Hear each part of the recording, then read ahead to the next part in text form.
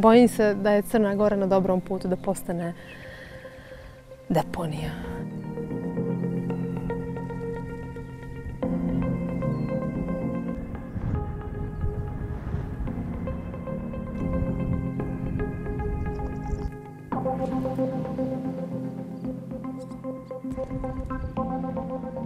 Unazad nekoliko godina bavili smo se mapiranjem nelegalnih odlagališta u užem dijelu gradskog jezgra i došli smo do podatka od oko 27 nelegalnih odlagališta otpada.